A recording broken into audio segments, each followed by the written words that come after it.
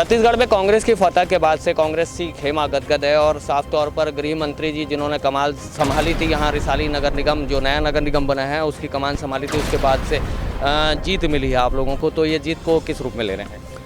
इस जीत को मैं रिसाली नगर निगम क्षेत्र की जनता ने जो विश्वास व्यक्त किया उसकी जीत है।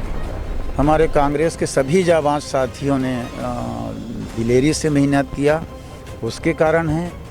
माननीय मुख्यमंत्री भूपेश बघेल जी का फेस हमारे सामने था, जो योजनाएं उन्होंने क्रियान्वित की। 1 साल के अंदर निगम दिया हमको, 1.5 साल में 100 करोड़ के काम की राशि उपलब्ध कराई। अंग्रेजी मीडियम स्कूल स्वामी आत्मानंद के नाम से खोला गया, 30 बिस्तर अस्पताल, कॉलेज, ये सारा चीज़ 1.5 साल में हुआ। तो इसका श्रेय माननीय मुख्यमंत्री भूपेश बघेल जी, हमारे कांग्रेस के सभी जाबाज साथी और हमारे रिसाली निगम क्षेत्र की जनता को जाता। सवाल को थोड़ा सा घुमा लेता हूँ, भाजपा की हार का कारण क्या था? भाजपा के हार का कारण उनके पार्टी में क्या था, अंदरूनी कलह था कि आपस में गुटबाजी थी या और कोई कारण था, वो तो मैं नहीं जानता, क्योंकि मैं उधर ध्यान दिया ही नहीं था।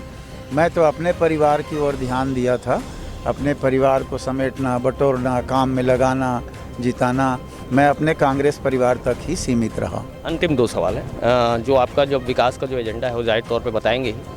रिसाली के लिए कुछ विशेष अगर सोचा हो आपने और उसको डेवलप करने के लिए, क्योंकि ज़्यादातर जो उसकी जो एनओसी की प्रॉब्लम रहती है वो जो बीएसपी का जो क्षेत्राधिकार है उसको देखते हुए क्या? रिसाली नगर निगम क्षेत्र में विकास के लिए सबसे बड़ी चीज़ है ज़मीन। यहाँ सरकार की कोई ज़मीन नहीं है, भिलाई स्टील प्लांट की ज़मीन है। हम उस ज़मीन को लेने के लिए 3-4 मीटिंग भिलाई के सीईओ और कलेक्टर हम लोग कर चुके हैं। लगभग 250 एकड़ ज़मीन यहाँ हम बीएसपी से निगम को ट्रांसफ़र करवाने की कार्रवाई चल रही है। केंद्रीय मंत्री से भी जाकर मैं मिला हूँ। तो ये ज़मीन जब ट्रांसफ़र हो जाए तो हमारे सारे विकास काम अच्छे से संचालित होंगे।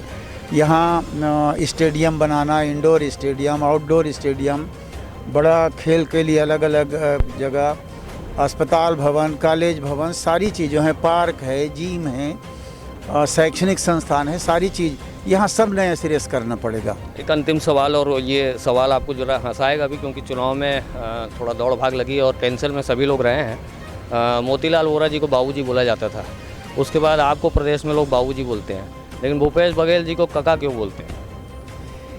क्योंकि वो ऐसा है, उम्र उनका है अभी चाचा में, तो इसलिए उम्र कम है तो इसलिए चाचा बोलते हैं। मैंने जो बोलते हैं उनके पिताजी की जो उम्र है उससे वो छोटे हैं। इसका मतलब ये है कि 30 साल का कोई नौजवान भी उसको काका बोल रहा है, माने मुख्यमंत्री जी की उम्र 30 से कम हुआ, माने लंबी पारी 30 साल 35 साल तक वो मुख्यमंत्री बने रह सकते हैं, ये मूल बात है।